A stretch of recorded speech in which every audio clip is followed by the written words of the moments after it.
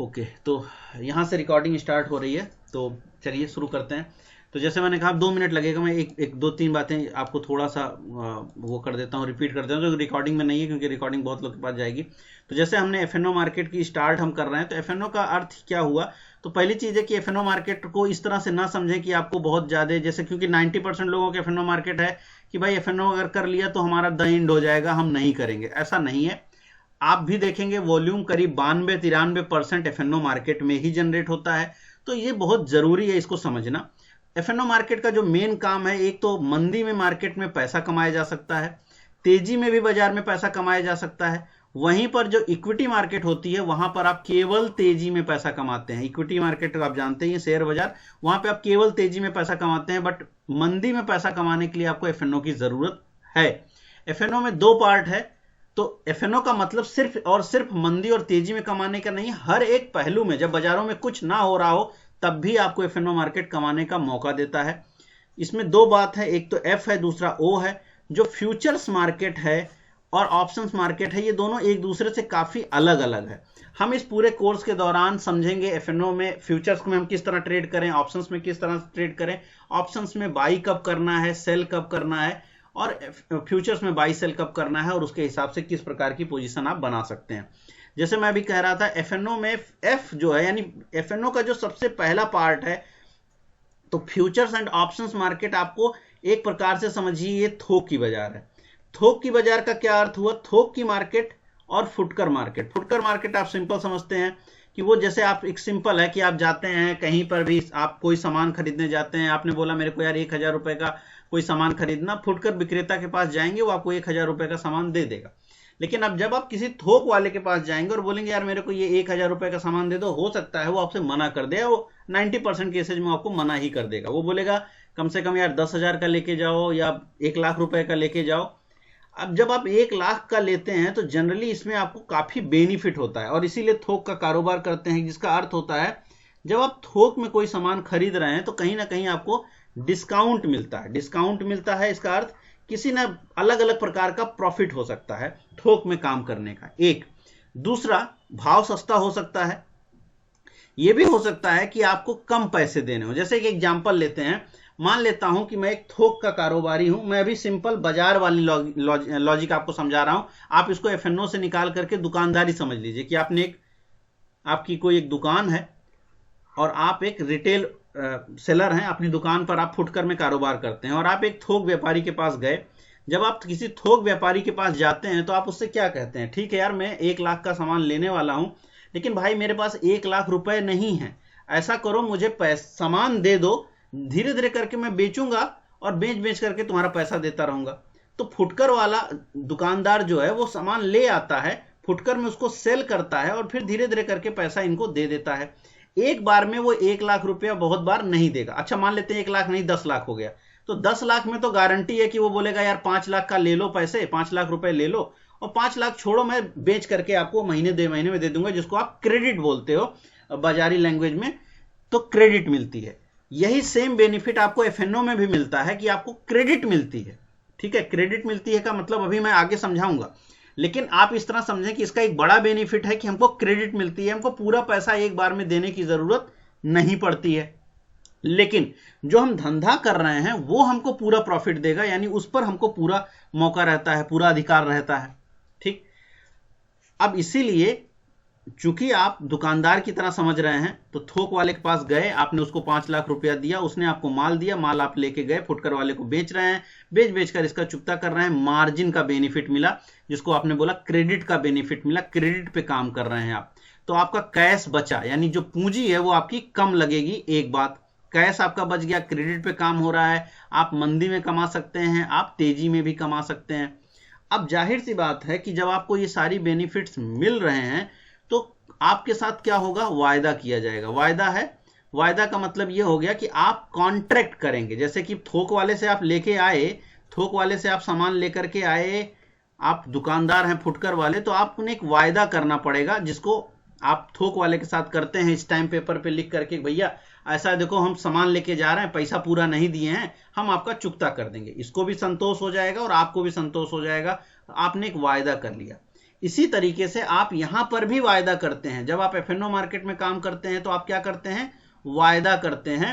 किसके साथ वायदा करते हैं, एनएससी के साथ वायदा करते हैं। और बेसिकली एनएससी जो है बीच में होता है, और इधर एक बायर होगा और इधर एक सेलर होगा। अब ये जो बायर और सेलर है, अगर मान लीजिए आप बायर हैं उस पर्टिकुलर ऑप्शंस या फ्यूचर के, यानी एफएनओ में जब आप काम कर रहे हैं तो या तो आप फ्यूचर ट्रेड लेंगे या आप ऑप्शन लेंगे। मान लीजिए आप बाई कर रहे हैं तो कोई इधर होगा जो सेल कर रहा होगा, और वो जो मार्जिन का यूं कहिए जो मार्जिन का एक दूसरे के प्रति भुगतान है वो एनएससी के गाइडेंस में होता है। लेकिन होता क्या है, ये भी तो वायदा की तरह ही होता है। यहां पर भी कॉन्ट्रैक्ट साइन होते हैं, यहां पर भी स्टैंप ड्यूटी देनी पड़ती है, सब कुछ होता है, और इसीलिए इसको एक वायदा बाजार कहा जाता है। ये वायदा बाजार का कारोबार है। अब वायदा बाजार, इसीलिए इसको वायदा बाजार कहा जाता है क्योंकि हम एक वायदे के रूप में काम कर रहे हैं या वायदे के रूप में ही चीजें देख रहे हैं। और अगर हम वायदा तोड़ेंगे या वायदे में जो कुछ भी लिखा होगा उसके हिसाब से हमारा काम होगा। अब वायदा किया है तो वायदा का एक समय होगा, यानी एक समय तय करो कि यार इस दिन तक मेरा पैसा लौटा दोगे। मैं लॉजिक आपको सिंपल बाजार वाले लॉजिक में रख रहा हूं कि थोक वाले ने बोला कि भाई मेरे को एक डेट बता दो, किस डेट तक पैसा दे दोगे। चलो आज 23 तारीख है, मैं तुमको सामान दे रहा हूं, तुम ले जाओ सामान ले जाओ। अब तुम ये बताओ यार कब तक पैसे दे दोगे। तो आपने बोला चलो भाई 23 मार्च को आप दे रहे हो, मैं ऐसा करो मैं दे दूंगा आपको पैसे, मतलब चलो अप्रैल में दे दूंगा, चलो 30 अप्रैल को दे दूंगा, 30 अप्रैल तक दे दूंगा। तो अब आपके वायदा की जो तिथि हो गई आपने तय कर ली। अब यहां पर हमारे लिए मैंने बोला एनएससी तय करेगी, तो एनएससी वायदे के तिथि को तय करती है कि कोई भी वायदा जो आप कर रहे हैं वो क्या होगा, वो एक सर्टेन डेट तक ही वैलिड होगा। और उस डेट तक अगर आप वायदा नहीं निभाएंगे तो फिर एनएससी अपने पावर का यूज करेगी और अपने वायदा को निभवा देगी आपसे। ठीक है, चाहे आप बाई करें चाहे आप सेल करें, वायदा आपको निभाना पड़ेगा। नहीं निभाएंगे तो एनएससी उसको निभा देगी। तो अब इसीलिए हर एक ऑप्शंस का एक क्या होता है, एक एक्सपायरी डेट होती है।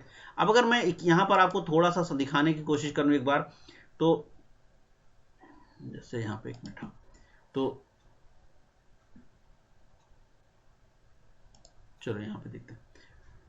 तो जैसे यहां पे ऑप्शंस आपको दिख रहे होंगे और फ्यूचर्स, तो फ्यूचर और ऑप्शन दोनों में ही आपको एक सर्टेन डेट होती है, यानी एक सर्टेन डेट जिस डेट तक आपको वो एक्सपायरी मतलब उस डेट तक आपको अपना कॉन्ट्रैक्ट जो है खत्म करना पड़ता है, और उसी को बोला जाता है एक्सपायरी डेट।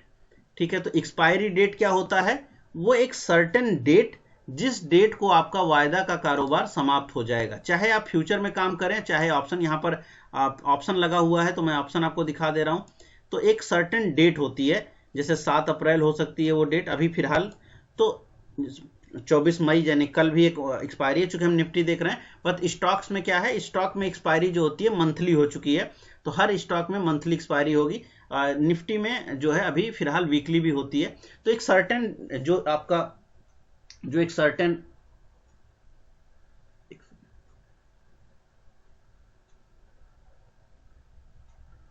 ठीक है, तो जो एक सर्टेन पॉइंट होगा कि आपका जो एक सर्टेन पॉइंट होगा कि उस डेट तक वो वायदा आपको कंप्लीट करना पड़ेगा, और या फिर वो एनएससी जो है उसको कंप्लीट कर देगी।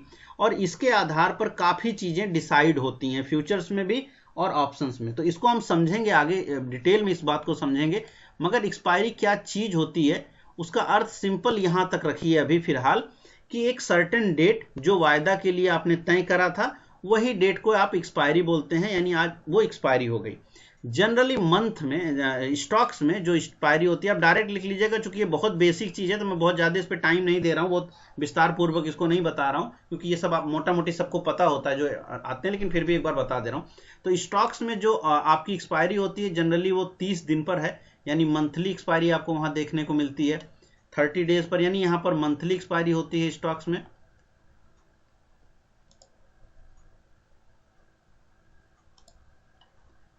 स्टॉक्स में आपने जनरली मंथली एक्सपायरी आप देखते हो। मैं यहाँ पर अगर यहाँ पे अभी आपको निफ्टी दिखाई पड़ रहा है, और जब इसको आप चेंज कर दोगे स्टॉक में तो ये मंथली एक्सपायरी के रूप में कन्वर्ट दिखेगा।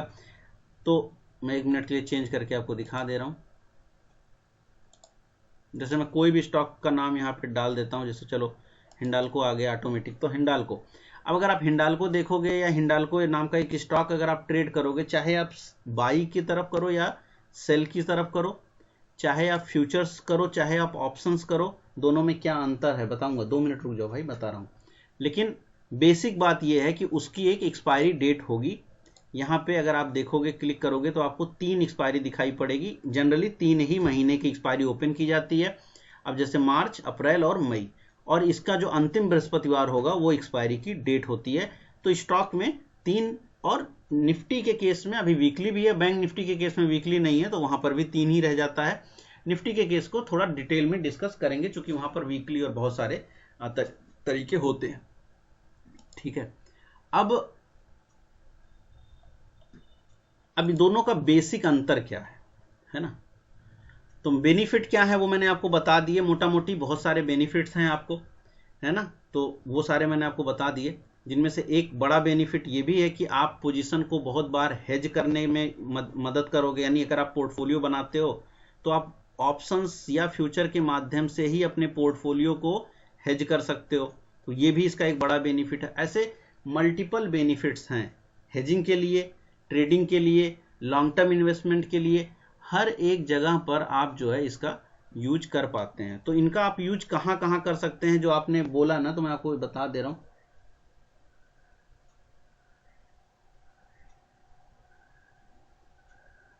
एक सेकंड भाई, इसमें और क्या क्लियर करूं। एक्सपायरी होती है, एक्सपायरी बता दिया, एक्सपायरी एक सर्टेन डेट आपकी एक्सपायरी होती है। इसमें और कुछ क्लियर करने जैसा नहीं है मेरे भाई।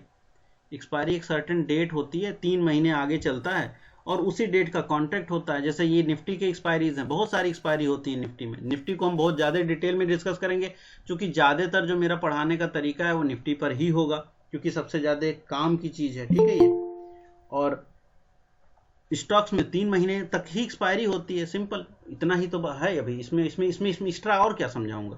एक्सपायरी सिंपल है, 3 महीने बाद वो एक्सपायर हो जाएगा। उस डेट को पर्टिकुलर कॉन्ट्रैक्ट आपका एक्सपायर हो जाएगा। उसको यूज कैसे करना है वो सब चीजें भी आपको आगे आगे समझ में आने लग जाएंगी। ठीक है, अब आते हैं इसके आगे। तो कहां कहां यूज होगा। पहला तो हेजिंग में इसका यूज होगा, जो कि मैं समझाऊंगा हेज आप कैसे करेंगे।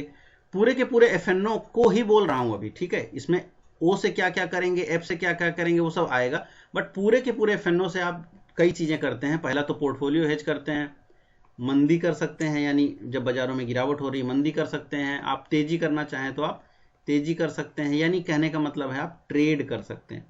ट्रेड कितने प्रकार के कर सकते हैं, सभी प्रकार के, यानी लॉन्ग टर्म ट्रेडिंग आप इसमें कर सकते हैं। लॉन्ग टर्म ट्रेडिंग मैंने आपको, अगर आप में से चार्ट की क्लास आपने करी होगी मेरे, तो आपको पता होगा, मैंने दिखाया होगा, हर क्लास में मैं दिखाता हूं। तो आप लॉन्ग टर्म इन्वेस्टमेंट टाइप के ट्रेड्स कर सकते हैं, स्विंग टाइप के ट्रेड्स कर सकते हैं, बीटीएसटी टाइप के कर सकते हैं, है ना, और इवन इंट्राडे तो कर ही सकते हैं। तो हर एक प्रकार के ट्रेड भी आप एफएनओ के माध्यम से कर सकते हैं। बेनिफिट नंबर 1 जो अभी समझाया कि बेनिफिट आपको क्या है। पहला कि आपको कैश देने की जरूरत कम पड़ती है, कम कैश देने की जरूरत पड़ती है, यानी कैश जो है आप कम देंगे। कैसे लिख दिया मैंने, कैश आपको देने की जरूरत कम पड़ती है। तो आप क्या क्या दे सकते हैं, तो आप कोलेट्रल में ट्रेड कर सकते हैं। अब कई लोग के मन में आएगा यार कोलेट्रल क्या चीज है। कोलेट्रल वो चीज है मेरे भाई कि जो आप अपने पोर्टफोलियो के अगेंस्ट में बनाते हैं। इसको मैंने कई बार बताया होगा, फिर से बता रहा हूं। मान लेते हैं 10 लाख का आपका पोर्टफोलियो है, तो 10 लाख रुपए के तो आपके पास शेयर पड़े हुए हैं। अब ये जो 10 लाख के शेयर हैं आपके, इनको आप बेचना भी नहीं चाहते, तो आप इसको ब्रोकर के सामने आप प्लेज करेंगे। ठीक है, प्लेज माने गिरवी होता है, लेकिन यहां पर वो उस ढंग का गिरवी नहीं है। आप प्लेज करिए, प्लेज करने के बाद आज की डेट में आपको करीब 70% पैसा मिल जाएगा। 70% का मतलब यहाँ पे हो गया 7 लाख रुपए। 7 से 8 लाख रुपए आपको मिल जाएंगे, और ये जो 7 से 8 लाख रुपए होंगे ये आपको ब्याज नहीं लगते हैं। ये बात बहुत लोगों को कंफ्यूज करती है, इस पर ब्याज नहीं लगता है। लेकिन अगर आप इससे अधिक पैसा यूज करेंगे, ब्रोकर का पैसा यूज करेंगे, तो फिर वो आपसे 1-2 मतलब उस पर 8-10% का जो भी एमटीएफ का दाम हो लगाएगा। लेकिन ये जो आपका पैसा है 7 से 8 लाख रुपया, ये आपको फ्री फंड में मिलता है। ये क्यों मिलता है, ये इसलिए मिलता है क्योंकि रूल है। और ये रूल क्यों है, ये इसलिए है ताकि आप जो है अपने पोर्टफोलियो को बचा सकें, उसको मैनेज कर सकें। और ज्यादातर रिटेल लोग ये सब करते नहीं है, तो चूंकि इंस्टीट्यूट इसको ज्यादा करती हैं, तो वो इस टाइप के नियम्स बना के रखे हुए हैं। कहने का अर्थ ये हुआ कि या तो आप कैश के थ्रू काम कर सकते हैं, अगर आप कैश नहीं है आपके पास तो आप कोलेट्रल दे सकते हैं। कोलेट्रल, तो कोलेट्रल आप कहां से क्रिएट करेंगे, कोलेट्रल आप अपने पोर्टफोलियो से क्रिएट कर सकते हैं। अगर आपने 10 लाख का पोर्टफोलियो है, 7 लाख रुपए 8 लाख रुपए आपको प्लेजिंग करने से मिल जाएगा। और इस पैसे से आप क्या क्या कर सकते हैं, तो इससे जो है आप ऑप्शन सेल कर सकते हैं, और इसीलिए ऑप्शन सेल बहुत डिटेल में पढ़ने की ज़रूरत पड़ती है। तो ठीक है, एक तो ये हो गया। तो ज़रूरी नहीं कि आप हर समय कैश दें, जो कि मैंने अभी आपको थोक के एग्जाम्पल में समझाया कि ज़रूरी नहीं है कि आपको हर समय थोक में आपको देना पड़ेगा। साउंड का इशू आ रहा है, एक सेकंड भाई रुक जाओ, साउंड का इशू आ रहा है तो मैं उसको ठीक करने की कोशिश कर रहा हूँ, देखते हैं वो सही हो जाए तो। एक सेकंड।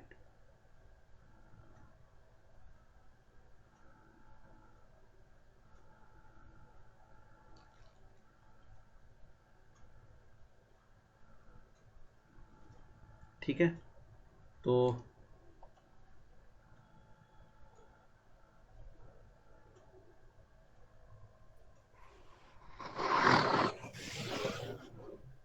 अभी ठीक आ रहा है साउंड? ओके चलिए भाई मेरे ये तो प्लीज म्यूट कर लो, कौन है ये प्लीज बंद कर लीजिए।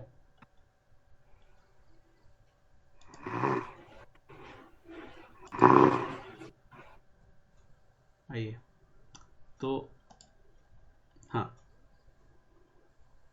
तो क्या हुआ कि आप इसके थ्रू जो है, तो एक तो आप कोलेट्रल क्रिएट करके पैसा बना सकते हैं, पैसा निकाल सकते हैं कोलेट्रल क्रिएट करके। इसके लिए आपको कैश की ज़रूरत कम पड़ती है। ठीक है, ये आपके पोर्टफोलियो के अगेंस्ट में क्रिएट हो जाता है। जो मैंने कहा कि ना आपको हर समय पैसा देने की ज़रूरत नहीं है, तो ये हो गया एक जुगाड़, पैसे देने की ज़रूरत नहीं पड़ी, आपने इस तरह से भी कर लिया।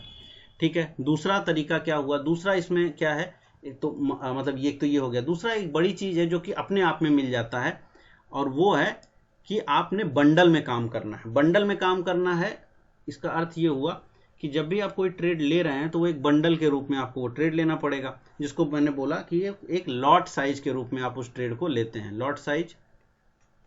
तो वही फिर कारोबार तो थोक का है ना, तो आपको मिनिमम एक क्वांटिटी लेनी पड़ती है, और मिनिमम क्वांटिटी को लॉट साइज बोला जाता है। जैसे निफ्टी के केस में 65 है संख्या। अच्छा, एफएनओ का एक बड़ा बेनिफिट ये भी है कि आप इंडेक्स को ट्रेड कर सकते हैं, है ना। इंडेक्स को ट्रेड करने का मतलब आपका निफ्टी हो गया, बैंक निफ्टी हो गया, ठीक है, मिड कैप हो गया, ये सारे इंडेक्स आप इसी तरीके से ट्रेड कर सकते हैं। अदरवाइज तो आप ट्रेड ही नहीं कर सकते। तो एक तो ये आपका बड़ा बेनिफिट है कि आप ये इंडेक्स ट्रेड कर सकते हैं।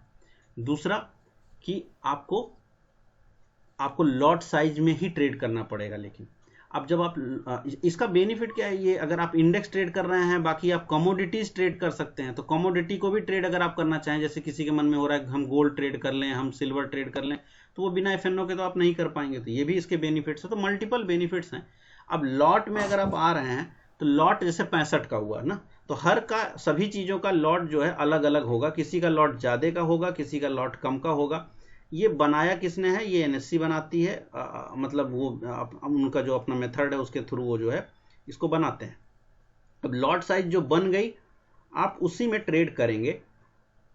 लॉट साइज से कम संख्या में आप ट्रेड नहीं कर सकते, लॉट साइज से ज्यादा संख्या में भी आप ट्रेड नहीं कर सकते। कहने का मतलब क्या हुआ, कहने का मतलब ये हुआ कि जो भी लॉट साइज है, जैसे 65 की है, तो ये 65 के संख्या के गुणज में ही करेंगे। यानी एक बार 65 इंटू 1 हो सकता है, 65 इंटू 2 हो सकता है, 65 इंटू 10 हो सकता है।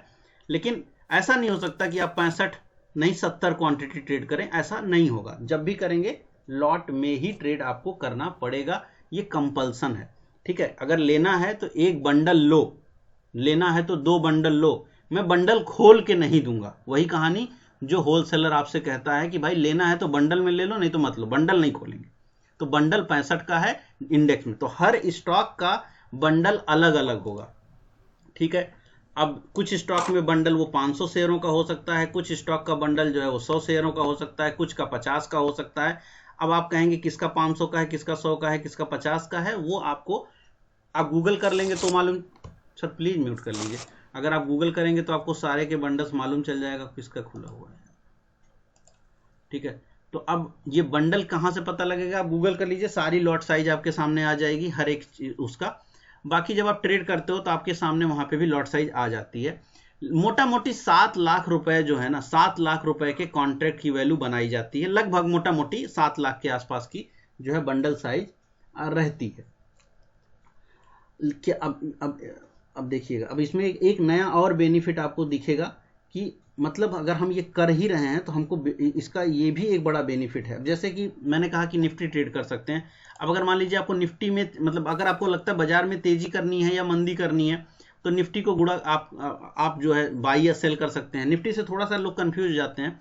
चलिए हम बात कर लेते हैं, मान लेते हैं जैसे कि कोई एक स्टॉक ले लेते हैं, कोई भी स्टॉक, जैसे मान लेते हैं कि हमें रिलायंस लेना है या HDFC। अब अगर HDFC बैंक की बात करें तो HDFC बैंक की अभी का भाव क्या चल रहा है? अभी का भाव है मान लेते हैं 744 रुपये। 744 रुपये के भाव पे अब अगर आप एक शेयर लेने जाएंगे तो आपको कितना पैसा देना पड़ेगा? एक शेयर लेने जाएंगे तो आपको 744 रुपये देना पड़ेगा। लेकिन अगर आप 550 शेयर लेने जाएंगे तो आपको कितना देना पड़ेगा? ठीक, अब जरा समझिएगा इक्विटी। तो अगर आप इक्विटी लेते हैं और आपको लगा कि नहीं जरूर दुनिया में तेजी आ रही है तो मैं बाई करता हूं, बाई करना तो अभी तक आपको पता ही था। तो अगर आप इक्विटी लेने जाते हैं तो 744 शेयर लेने के लिए आपको 744 रुपए का भाव है और आप बोलते हैं कि मेरे को यार 550 शेयर लेना है। अब ये 550 क्यों मैंने बोला? 550 मैंने इसलिए बोला क्योंकि 550 इसका क्या है? इसकी लॉट साइज है। 550 इसकी लॉट साइज है। अब ये किसने डिसाइड किया? मैंने कहा NSE ने किया। आप इसको ये नहीं कर सकते कि आप 500 शेयर लेंगे, या आप ये भी नहीं कह सकते कि मैं 600 शेयर लूंगा, मेरा मन कह रहा है। नहीं, लेना तो 550 पड़ेगा। अगर आप 550 से कम लेना चाहते हैं तो फिर आप FNO ट्रेड नहीं करेंगे। हाँ, फिर अभी वो हो सकता है कि आप फ्यूचर में ना होकर ऑप्शंस कर लें, वो सब अलग कहानी है, लेकिन वो बंडल 550 का रहेगा। अब 550 शेयर लेने के लिए, अब अगर हम 550 शेयर लेने जा रहे हैं 744 के भाव पर, 550 शेयर लेने का लिए हमको कितना पैसा देना पड़ेगा? तो आज की डेट में 550 शेयर लेने के लिए करीब करीब हमको, चूंकि ये क्लास 1 स्टॉक है, तो करीब हमको 4,09,000 रुपए देने पड़ेंगे। मान लेते हैं कि हम 4 लाख रुपए हमको देने पड़ेंगे, 4 लाख रुपए हमको देने पड़ेंगे। अब जब वो 1 रुपये बढ़ेगा शेयर का भाव तो हमको कितना मिलेगा? हमको 550 रुपये मिलेगा। अगर 10 रुपया बढ़ गया शेयर का भाव तो हमको कितना मिलेगा? हमको 5500 रुपये मिलेगा। ठीक है। अब FNO मार्केट इसमें भी आपको एक बड़ा बेनिफिट देता है। वो क्या है? जब आप इसको बाई करने जाएंगे, मतलब अब अगर आप इसको बाई करने जा रहे हैं तो अब यहाँ पे मैं दिखा नहीं रहा हूँ, जब आप ऑर्डर प्लेस करके चेक कर लीजिएगा, मतलब ऑर्डर पे जा करके चेक कर लीजिएगा। तो जब आप FNO में, अब जैसे समझिएगा इक्विटी लेने जा रहे हैं तो आपको 4 लाख रुपए देना पड़ रहा है, लेकिन अगर आप FNO ट्रेड करने जा रहे हैं तो आपको मात्र 76,000 रुपए देना है। 76,000 रुपए आप पे करेंगे, किसको? मार्जिन के रूप में पे करेंगे NSE को, और आपके पास एक पूरी लॉट आ जाएगी 550 की क्वांटिटी पर। अब दिया आपने कितना? 76,000 रुपए दिया है, 4 लाख आपको नहीं देने पड़े, तो आपका पैसा बचा। हाँ, और ये अगर आप मान लीजिए 1 रुपया बढ़ गया तो आपको कितना मिलेगा? आपको 550 मिलेगा। अगर 10 रुपया बढ़ गया तो 5500 रुपया मिलेगा, यानी बेनिफिट वही मिलेगा, पैसा कम देना पड़ेगा। और इक्विटी में केवल बाई कर सकते थे, लेकिन बाजार में आपको लगा कि नहीं यार HDFC तो गिरने वाला है, अभी 744 का भाव है, कल इसका भाव घट करके 740 हो जाएगा, तो आप इसको सेल कर सकते हैं ना। या आपको लगता है कि नहीं कल इसका भाव 700 रुपए हो जाएगा, कल का मतलब अगले 10 दिन, 15 दिन, 20 दिन, या वो एक्सपायरी के दिन तक। मैंने शुरुआत में कहा कि कॉन्ट्रैक्ट जो आप कर रहे हैं, यानी जो एक्सपायरी का डेट है, वो इसलिए इंपॉर्टेंट है क्योंकि उस दिन तक के लिए वायदा किया जाता है। अब ये वायदा जो है वो किस दिन तक के लिए? अब जैसे अभी मान लीजिए आपका मन कहे कि मैं 30 मार्च तक वाला ही वायदा करना चाहता हूं, तो 30 मार्च के दिन तक, अब 30 मार्च तक के लिए अगर आप वायदा कर रहे हैं तो 30 मार्च को आपको अपना ट्रेड क्लोज करना पड़ेगा। चाहे आप प्रॉफिट बनाएं चाहे आप लॉस बनाएं, आपको क्लोज करना पड़ेगा 30 मार्च को। लेकिन आज अभी तो 22 तारीख है, आज तो 23 तारीख है। आज अगर आप वो ट्रेड खड़ा किए हैं, बाई या सेल चाहे जो कर लीजिए, आपने बोला यार ये 700 जा सकता है, आपने उसको सेल कर दिया, और मान लेते हैं कि कल सुबह इसका प्राइस घट करके आ गया 720 रुपए, तो कहीं आपने 24 रुपए कमा रहे हैं, तो 24 रुपए का मतलब हो गया करीब आपको 11,000 रुपए का प्रॉफिट हो रहा है। आप कल सुबह ही जाकर के उसको बुक करके अपना मामला खत्म कर सकते हैं। या आपने अगर बाई किया है और कल सुबह इसका भाव जो है 760 रुपए पहुंच गया, तो आप कल सुबह ही अपने 11-12 हजार रुपए जो भी प्रॉफिट बन रहा है आप उसको क्लोज कर सकते हैं। आपको एक्सपायरी के दिन तक रुकने की जरूरत नहीं है। लेकिन एक्सपायरी का दिन अगर आ गया तो बाय डिफॉल्ट ये तय माना जाएगा कि आपको अपनी पोजीशन आज को क्लोज करनी पड़ेगी। उस केस में आपको अपनी पोजीशन उस दिन क्लोज करनी ही पड़ती है, उसका कोई और हल नहीं है।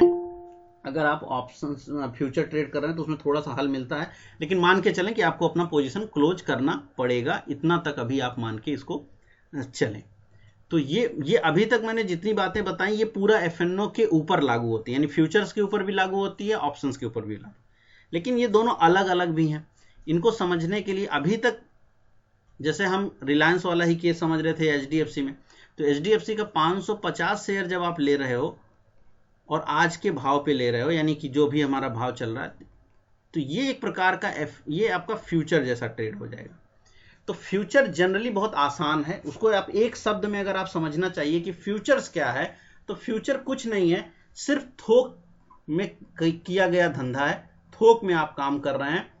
फ्यूचर्स बहुत सिंपल है, जैसे आप इक्विटी करते हैं, आप अभी का भाव चल रहा है 744 रुपए, आपको 1 शेयर लेना था, आपको 10 शेयर लेना था, आपने क्या करना है, आपने 10 शेयर ले लिया, ये इक्विटी में हो जाएगा। लेकिन अगर आप थोक में काम करना चाहते हैं, आपने 550 शेयर लेना पड़ेगा और सेम बेनिफिट मिलेगा, ये आपका हो जाएगा फ्यूचर। एक एक्सपायरी होगी, जैसे एक्सपायरी यहाँ पर मान लीजिए 30 मार्च हो सकती है, या फिर अगले महीने की जो लास्ट बृहस्पतिवार है वो हो सकती है, और अगर आपने उस कॉन्ट्रैक्ट में ट्रेड किया है तो आप एक्सपायरी के दिन तक बैठ सकते हैं और आपको उसमें फिर कोई चेंज करने की जरूरत नहीं है। अगर प्रॉफिट बना प्रॉफिट, लॉस बना तो लॉस, आपके ऊपर है कि आप उसको कब तक रखेंगे। लेकिन ऑप्शंस मार्केट इससे थोड़ा अलग होता है। ऑप्शंस मार्केट में कई सारी चीजें होती हैं और इसीलिए हम अभी ऑप्शंस मार्केट तुरंत से बात नहीं कर रहे हैं। ऑप्शंस मार्केट में कई सारी चीजें क्या क्या होती हैं, तो यहाँ पर देखिए, अब जैसे मैं यहाँ पे आपको फिर से दिखाता हूँ एचडीएफसी, तो एचडीएफसी बैंक हमने यहाँ क्लिक किया। एचडीएफसी पे क्लिक करने के बाद हमको ये साफ समझ में आ रहा है कि यहाँ पर अब हमारे पास 3 महीने दिखाई पड़े, 30 मार्च, 28 अप्रैल और 26 मई। तो अब 3 महीने आपके ओपन हो गए, तो ये एक्सपायरी हो गई। अब अगर आपने मान लीजिए अगर आपने 30 अप्रैल वाले कॉन्ट्रैक्ट में काम किया है तो आप 30 मार्च वाले में किया है तो आप 30 मार्च तक अपना ट्रेड रख सकते हैं। अगर आपने अपना ट्रेड जो है अप्रैल के कॉन्ट्रैक्ट में किया है तो आप अप्रैल तक अपना ट्रेड रख सकते हैं, और अगर आप मई वाले में करते हैं तो मई तक अपना ट्रेड रख सकते हैं। और चाहे तो आज सुबह ही करके तुरंत 5 मिनट बाद बेच दीजिए, चाहे 64 दिन बाद बेचिए, कोई दिक्कत नहीं होगी।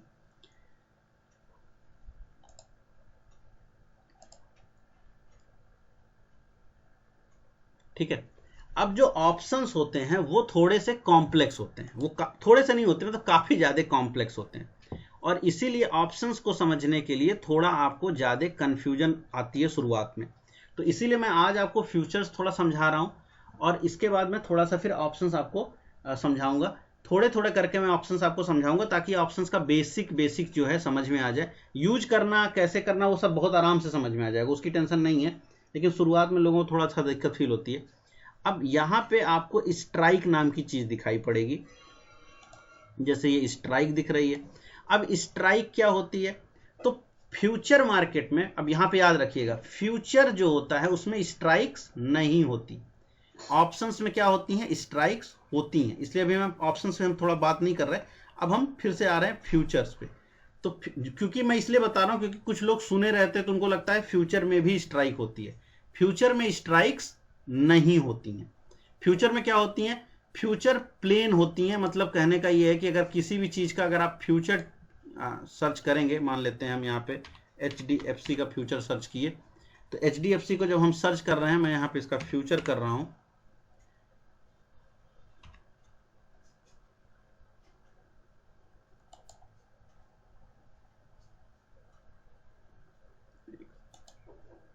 इसका ऑप्शन आ गया, ये इसका फ्यूचर है। तो अब हम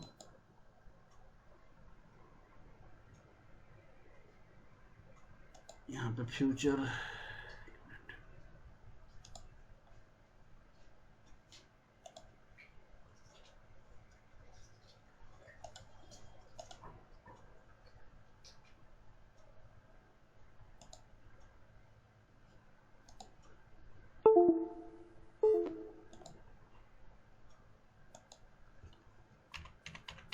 एचडीएफसी फ्यूचर में, फ्यूचर आपको 3 महीने के मिलेंगे।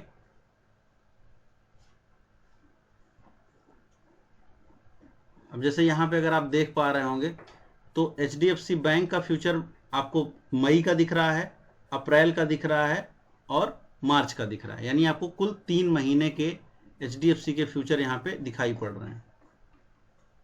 पहला HDFC बैंक मार्च का फ्यूचर, अप्रैल का फ्यूचर और मई का फ्यूचर। यहाँ पे 3 फ्यूचर अब आपके सामने दिख रहा होगा, मार्च, अप्रैल, मई। अच्छा, तीनों के फ्यूचर के दाम थोड़े थोड़े अलग होंगे, ठीक है। अब जैसे मैं आपको यहाँ पे अलग अलग दाम के हिसाब से यहाँ सर्च करके दिखाता हूँ। अब जैसे हम इस समय अगर अब यहाँ पे फ्यूचर का प्राइस लिखा हुआ है, तो यहाँ पे देखिएगा, यहाँ पर फ्यूचर का प्राइस लिखा हुआ है, यहाँ पे एक्सपायरी लिखी हुई है और यहाँ पे HDFC बैंक लिखा है। तो ये जो प्राइस है, जैसे अभी 744 रुपए है, इसको बोलते हैं स्पॉट, स्पॉट यानी या अंडरलाइन, इसको बोलते हैं अंडरलाइन या स्पॉट का प्राइस। तो अभी जो इक्विटी का प्राइस जिसको आप देखते हो ना, शेयर का प्राइस, तो इसको बोलते हैं स्पॉट का प्राइस या इक्विटी का प्राइस। तो अभी क्या भाव चल रहा है, 744 रुपए। लेकिन फ्यूचर हमेशा आगे या पीछे के भाव पे ट्रेड होगा। जैसे मार्च का फ्यूचर अभी ज्यादा प्रीमियम पे नहीं ट्रेड होगा क्योंकि कल ही यानी अगले हफ्ते ही उसकी एक्सपायरी है। तो आप यहां पे देख पा रहे होंगे कि ये करीब 1 रुपए के आसपास में 743 रुपया 40 पैसे पे ट्रेड हो रहा है। तो कहने का अर्थ ये हुआ कि तकरीबन ये 1 रुपया सस्ता बिक रहा है, सॉरी सस्ते में मिल रहा है। फ्यूचर 1 रुपया सस्ता चल रहा है, आप मोटा मोटी कह सकते हैं 80 पैसा सस्ता चल रहा है, ठीक। तो अब वहीं पर अगर आप अप्रैल का फ्यूचर देखेंगे, यानी जो अप्रैल में ट्रेड हो रहा है, तो वहां पर अगर आप देखेंगे तो वहां पे 748 रुपए का भाव है। तो स्पॉट का भाव क्या है, 744, फ्यूचर का भाव क्या है, 748। तो ये 4 रुपए है, इसको क्या बोला जाएगा, इसको बोला जाएगा प्रीमियम। तो हमारे पास प्रीमियम है, ठीक। तो प्रीमियम जनरली फ्यूचर्स में प्रीमियम होता है। ये अभी स्पॉट का प्राइस 44, फ्यूचर का प्राइस 48 अप्रैल का, तो 4 रुपए प्रीमियम। वहीं पर अगर हमने मार्च का जो फ्यूचर देखा था, वो करीब 80 पैसे क्या दिख रहा था, 80 पैसे डिस्काउंट में दिख रहा था, सस्ता मिल रहा था। तो जब सस्ता मिलेगा तो उसको क्या बोलेंगे, उसको मिलेंगे डिस्काउंट में मिल रहा है। और यहां पर क्या प्रीमियम लग रही है। प्रीमियम और डिस्काउंट का क्या अर्थ है, क्या इससे वो शेयर बढ़ जाएगा, घट जाएगा? नहीं, ये एक आप फिनोमिना देखते हैं, क्योंकि जनरली लोग फ्यूचर्स में ज्यादा ट्रेड करते हैं इक्विटी की अपेक्षा या अंडरलाइन की अपेक्षा, इसलिए फ्यूचर के प्राइसेस थोड़े ज्यादा ऊपर की साइड में रहते हैं। वहीं पर जो अगला महीना होगा, इसे अप्रैल के बाद अगला महीना क्या है, मई। मई में क्या हो रहा है, मई में थोड़ा मोस्ट लाइकली और प्रीमियम होगा। जैसे अभी आप देखो यहाँ पे मई में क्या दिख रहा है, 750 रुपए का प्रीमियम है। तो अभी अप्रैल में कितना था, 748, मई में 2 रुपया और महंगा है, 750 रुपए का प्रीमियम है। तो ये जो प्रीमियम है, ये हर महीने आगे की साइड में थोड़ा थोड़ा ज्यादा रहता है। आपने ये जो पूछा कि अगले महीने कब स्टार्ट होगा, तो जैसे देखिए 30 क्या है ये, 30 मार्च को अपना एक कॉन्ट्रैक्ट खत्म हो जाएगा ना, मार्च वाला। तो जब आप 31 मार्च को देखेंगे तो उस समय तीसरा कॉन्ट्रैक्ट यानी कि अप्रैल, मई, जून, तो जून वाला कॉन्ट्रैक्ट कब ओपन होगा, 30 मार्च के बाद, यानी 31 मार्च को जून वाला कॉन्ट्रैक्ट ओपन हो जाएगा। हर समय 3 महीने आगे आप ट्रेड कर सकते हैं, ठीक है। लेकिन जनरली किया करते नहीं लोग, जनरली लोग अब इसी महीने में अगले महीने में काम करते हैं, तो इतना ज्यादा उसमें कंफ्यूज होने की जरूरत नहीं है, ठीक है। तो ये स्पॉट हुआ। प्रीमियम क्या होता है, डिस्काउंट क्या होता है। क्या इंडेक्स में भी प्रीमियम और डिस्काउंट होता है? हर चीज में प्रीमियम और डिस्काउंट पाया जाता है। ऑप्शंस मार्केट में कोई प्रीमियम या डिस्काउंट नहीं होता, ठीक है भाई। तो अभी ऑप्शंस मार्केट पे नहीं जाओ, पहले फ्यूचर को समझ लो, फिर मैं आपको ऑप्शंस मार्केट भी समझाऊंगा। ऑप्शंस मार्केट में कोई भी प्रीमियम या डिस्काउंट नहीं होता है, वहां का जो भाव होता है उसी को प्रीमियम बोलते हैं। खैर अभी उस पर नहीं जाते। तो ये निफ्टी का चार्ट है। अब निफ्टी में अगर आप देखोगे तो निफ्टी क्या है, निफ्टी को थोड़ा सा, जैसे मैंने कहा कि निफ्टी में आपको अलग अलग कई सारे महीनों में ट्रेड करने को मिलता है। ये स्पेशल प्रोडक्ट है। ये स्पेशल प्रोडक्ट क्यों है, क्योंकि निफ्टी जो है ये पूरे मार्केट को रिप्रेजेंट करती है, और इसीलिए इसमें लंबे कॉन्ट्रैक्ट्स भी हैं और छोटे कॉन्ट्रैक्ट्स भी हैं। कॉन्ट्रैक्ट मतलब वायदा, यानी ट्रेडिंग का समय। अब जैसे इसमें अगर आप देखोगे तो 30 मार्च तक भी ट्रेड आपको मिल रहा है। हाँ बिल्कुल, फ्यूचर में वीकली नहीं होता। वीकली जो आप सुनते हो ना, वीकली एक्सपायरी, वीकली, ये सब जो होता है ये केवल और केवल ऑप्शंस में होता है। ये जो ढेर सारे आप देख रहे हैं एक्सपायरी, ये ऑप्शंस के हैं। चूंकि मार्केट ऑप्शंस में ज्यादा फोकस करती है, इसलिए उसी के हिसाब से सारे सॉफ्टवेयर बने हैं। फ्यूचर्स में वीकली एक्सपायरी नहीं होती है। फ्यूचर में 3 महीने मतलब महीने महीने ही एक्सपायरी होती है। जैसे यहाँ पर अगर फ्यूचर में अगर आप काम करेंगे तो आपको 30 मार्च में करना पड़ेगा, उसके बाद 28 अप्रैल में करेंगे या 26 मई में करेंगे, और उसके आगे के फ्यूचर्स आप ट्रेड नहीं कर सकते। निफ्टी के केस में भी, बैंक निफ्टी के केस में भी, सभी केसेज में, स्टॉक के केसेज में भी 3 महीने आगे तक का ही फ्यूचर आपको ट्रेड करने अलाउ किया जाता है। ठीक है, और इसमें कोई वीकली एक्सपायरी नहीं होती है। निफ्टी को देख रहे थे तो यहां देखिए अभी स्पॉट कहां चल रहा है, 25,572 पे स्पॉट खड़ा है, और फ्यूचर कहां पे है, 25,500 पे है, यानी स्पॉट और फ्यूचर लगभग बराबर पे चल रहा है। अप्रैल महीने का अगर आप देखोगे फ्यूचर्स तो थोड़ा प्रीमियम पे होना चाहिए, मोस्ट लाइकली प्रीमियम पे होगा।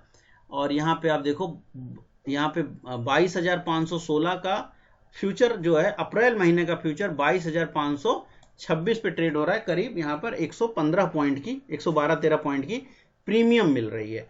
इसी तरीके से मई का फ्यूचर जो ट्रेड हो रहा होगा वो करीब 750-800 पे ट्रेड हो रहा होगा, तो ये करीब 750 पे, देखिए 22,770 पे ट्रेड हो रहा है, तो ये थोड़ा और प्रीमियम पे हो रहा है। इससे बाजार की तेजी या मंदी का कोई मतलब नहीं होता है। प्रीमियम जनरली ऑप्शन इसमें होता ही होता है। वो इसलिए होता है क्योंकि ज्यादातर लोग इसके हिसाब से ट्रेड ले रहे होते हैं। ठीक है, उसके आगे के ट्रेड्स के लिए फ्यूचर प्राइसेज आपको रिफ्लेक्ट नहीं करेंगी। ये जो फ्यूचर प्राइस अब आपको जून में दिख रही है, तो आप जून का कॉन्ट्रैक्ट ट्रेड नहीं कर सकते, क्योंकि ये ट्रेडिंग के लिए इसका जरूरत पड़ता है। हम आगे का फ्यूचर क्रिएट करते हैं और उसके हिसाब से इन ऑप्शंस की प्रीमियम बनती है। इसलिए आपको सॉफ्टवेयर्स में आगे के फ्यूचर दिखाई पड़ते हैं, लेकिन आप उनको ट्रेड नहीं कर सकते हैं, वो ट्रेडेबल नहीं होते हैं। तो 3 महीने तक ही आप फ्यूचर ट्रेड कर सकते हैं। उसके आगे के जो कॉन्ट्रैक्ट में अगर आप किसी सॉफ्टवेयर में देखें और आपको दिसंबर में भी फ्यूचर का प्राइस दिखा दे, तो ये ऑटोमेटेड ढंग से कैलकुलेट किया जाता है, बट ये आप रियल टर्म में इसको नहीं ट्रेड कर सकते। तो ट्रेडिंग आप फ्यूचर मार्केट की कितने दिन तक कर सकते हैं, 3 महीने तक।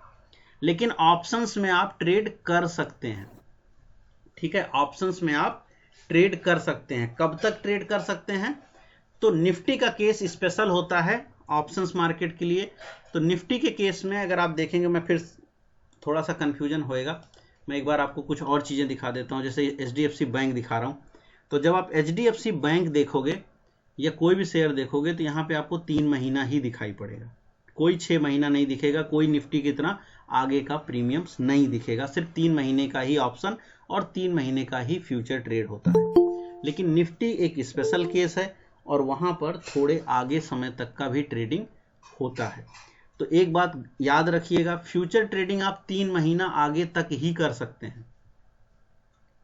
3 महीने तक आगे तक का फ्यूचर ट्रेड आप कर सकते हैं। फ्यूचर ट्रेड, ऑप्शंस ट्रेड आगे किया जा सकता है। ऑप्शंस ट्रेड 1 साल आगे तक का किया जा सकता है, in the case of Nifty only.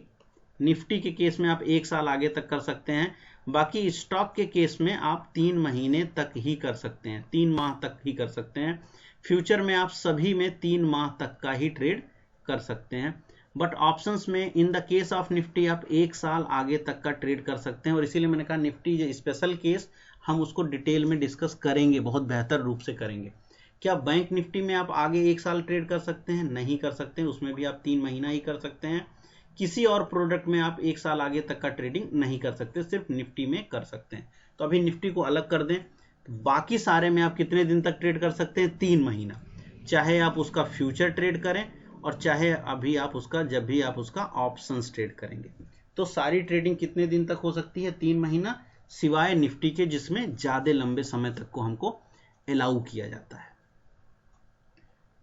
Nifty में कितना दिन कर सकते हैं? 1 साल आगे तक का हम कर सकते हैं। और इसीलिए आपको यहां पर निफ्टी में 1 साल आगे तक के कॉन्ट्रैक्ट जो हैं वो दिखाई पड़ रहे हैं। निफ्टी में अगर आप देखो तो 1 साल आगे तक का भी दिखेगा।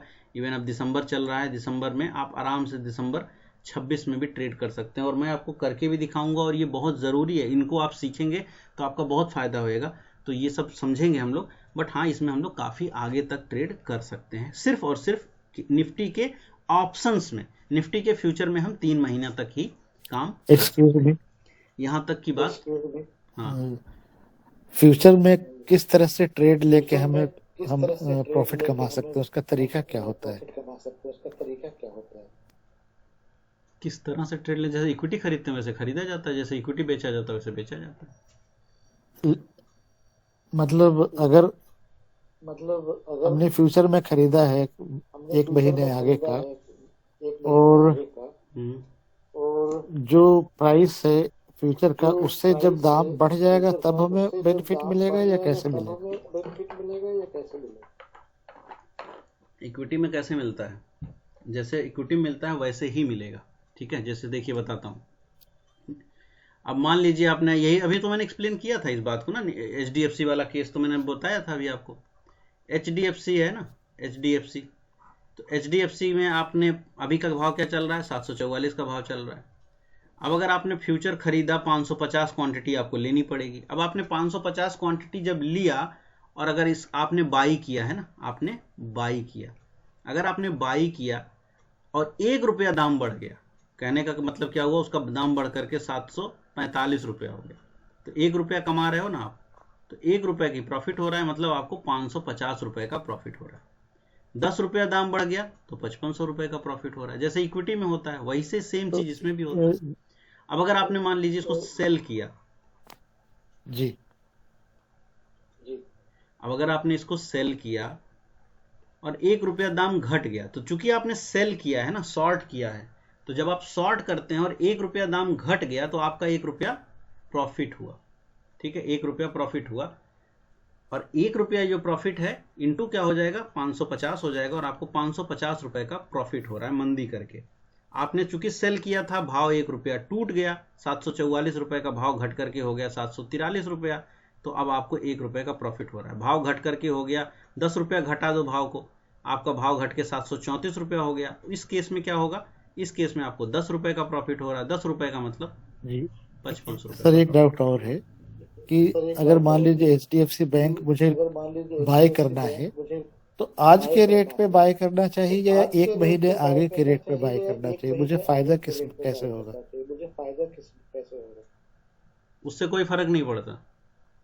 वो फायदा तब होगा कि जब आपका भाव बढ़ेगा। एक अगर अंडरलाइन 1 रुपया बढ़ेगा तो फ्यूचर प्राइस भी 1 रुपया बढ़ेगा, वो दोनों बराबर ही होते हैं, ठीक है। वो बेनिफिट क्या है कि आप इस महीने वाले में करेंगे कि अगले महीने वाले में करेंगे, वो सिर्फ इसलिए कि आप कितना दिन रखना चाहते हैं उस पर्टिकुलर कॉन्ट्रैक्ट को, सिंपल।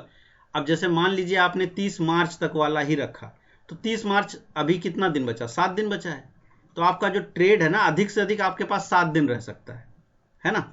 आज अभी आपने ट्रेड लिया, अभी का भाव चल रहा है HDFC का 744 रुपए का, आपने उसको बाई कर लिया। अब आपके पास ये ट्रेड कितने दिन तक रहेगा, तो ये ट्रेड मोटा मोटी अधिक से अधिक 7 दिन तक, क्योंकि 30 मार्च को तो ये एक्सपायर हो जाएगा, तो आपके पास 7 दिन है। 7 दिन में अगर इसका भाव बढ़ गया तो आप कमा लेंगे, अगर आपने बाई किया है, मतलब जो भी ट्रेड आपने किया है वो 7 दिन के लिए वैलिड है। अब अगर मान लीजिए आपने जो है अप्रैल वाला ट्रेड कर लिया, यानी अगले महीने में कर लिया, तो आपके पास 7 + 30 दिन है, तो आपके पास 37 दिन हो गया।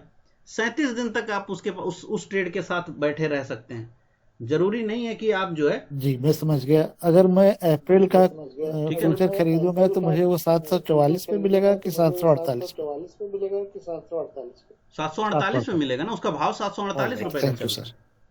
है। लेकिन उसको ये नहीं आपको समझना है कि अगर मैं 744 की जगह 748 ले लिया तो मैं महंगा ले लिया, वही उसका भाव है, एक्चुअली वही उसका जी भाव जी है, जी ठीक है। अब 744 का, अगर 744 रुपए का HDFC का अगर स्पॉट प्राइस है, और मान लीजिए स्पॉट का प्राइस 10 रुपया बढ़ गया, 10 रुपया इसमें वृद्धि हो गई, तो यहां पर भी भैया 10 रुपया वृद्धि हो जाएगी, उसमें डाउट मत रखिएगा। मतलब ये एग्जैक्टली 100% हमेशा नहीं होता, बहुत बार ऐसा भी होगा कि 10 रुपया नहीं, ये 12 रुपया बढ़ जाएगा।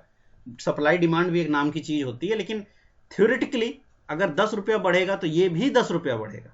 तो ऐसा नहीं है, अंडरलाइन जितना चलेगी उतना ही जो है उसका फ्यूचर प्राइस आगे या पीछे बढ़ेगा। अंडरलाइन गिरेगी यानी फ्यूचर का प्राइस भी गिरेगा, अंडरलाइन बढ़ेगी तो आपका जो है फ्यूचर का प्राइस बढ़ेगा। और अंडरलाइन क्या है, वही स्पॉट का प्राइस यानी इक्विटी का प्राइस, उसी को आप अंडरलाइन कहते हैं। प्रॉफिट दोनों 1 रुपये मल्टीपल बाई स्टॉक साइज, नहीं 1 रुपया मल्टीपल, हाँ वही है 1 रुपया इंटू लॉट साइज आप करेंगे तो आपका जो है वो हो जाता है। मतलब अब 1 रुपया इसलिए बता रहा हूँ क्योंकि 1 ही रुपया ना, 50 पैसा में भी करोगे तो वो भी है भाई, ऐसा बात नहीं है, मतलब बताने के लिए मैं बता रहा हूँ 1 रुपया, अगर वो 10 पैसा भी बढ़ रहा है तो वो आप कमा सकते हैं, इंटू 10 पैसा करेंगे, बस इतना ही है। सर HDFC बैंक अभी बहुत ज्यादा गिर गया है, तो उसको बाय कर, सर मैं अभी ट्रेड नहीं बता रहा हूँ, मैं अभी जो बता रहा हूँ वो प्लीज ध्यान उसको रखिए, बाय ठीक करने है में ना। फायदा है कि सेल करने में फायदा है? सर वही तो प्रॉब्लम है कि मैं अभी जो बता रहा हूँ जी आप जी वो जी। सुन लो ना। आपने चार्ट अगर पढ़ा है, आपने चार्ट तो मेरे से पढ़ा नहीं है, तो अभी तो अगर आप चार्ट पढ़े होते तो आप ये क्वेश्चन नहीं करते, क्योंकि वो इतना गिरा हुआ शेयर है तो आप उसको बाई तो करने का लॉजिक बनेगा ही नहीं, उसमें बाउंस बैक आएगा, देन अगेन शॉर्टिंग आ सकती है, वो पॉइंट अभी जी जी आगे का है भाई, अभी तो मैं जी बेसिक समझा रहा हूँ, मैं आपको समझाऊंगा ना कि कब आप फ्यूचर बाई करोगे, किस स्टॉक का फ्यूचर कब बाई करना है, उसके लॉजिक समझाऊंगा, फिर उसमें HDFC भी आएगा, ओके उसमें सर, निफ्टी भी आएगा, ओके उसमें सर, सब आएगा, और आपको मैं सेल भी समझाऊंगा, आप परेशान मत रहिए कि ये कैसे पता लगेगा कि अभी मेरे को उसको बाई करना चाहिए कि नहीं, बाई करने का लॉजिक मैं आपको समझाऊंगा, लेकिन अभी तो मैं बेसिकली एंट्री करवा रहा हूँ कि आपको पहले कॉन्सेप्ट जी समझ में आए, ओके। है ना। क्योंकि क्योंकि देखिए क्या है, मैं सही बताऊं तो जैसे अब आप हैं, 1 2 3 लोग होंगे, ज़्यादा लोग, मैं वैसे भी नए लोग को मेरा में एडमिशन नहीं होता, मैं ज़्यादातर अपने उन्हीं लोग को एडमिशन देता हूँ जो चार्ट पढ़े हुए हैं, तो उनको ये पहले से पता है कि भाई मेरे को ये कब करना है, लेकिन मैं चूंकि अभी आप में से कई लोग नए हैं तो मैं उसके लिए आपको थोड़ा समझाऊंगा कि एग्जैक्टली वो पॉइंट्स क्या है। देखिए जब हम किसी फ्यूचर को बाई करेंगे ना, तो अभी तो बेसिक चीजें नहीं बताई यार, अभी उसका IB बढ़ेगा, अब आप बोलोगे IB क्या है, तो पहले उसको समझाऊंगा, तब तो बताऊंगा कि वो बढ़ रहा है कि नहीं बढ़ रहा है, फिर आपको ये बताऊंगा कि उसका चार्ट ब्रेकआउट कर रहा है कि नहीं कर रहा है, फिर उस चार्ट में भी जाएंगे तो वो तो बाद की बात है ना, अभी वो तो 3 4 क्लास लग जाएगी जब मैं आपको ये समझा पाऊंगा कि कोई भी पर्टिकुलर फ्यूचर आपको बाई कब करना है और सेल कब करना है, वो तो इंड प्रोडक्ट है, पहले तो ये समझिए कि कौन से प्रोडक्ट को आप चलाने जा रहे हैं।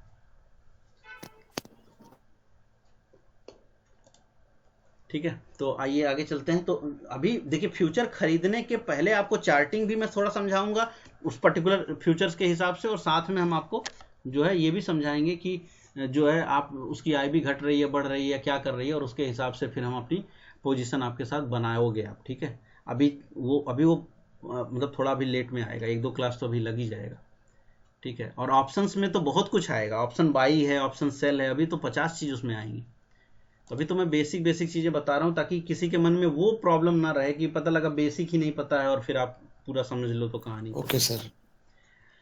सर।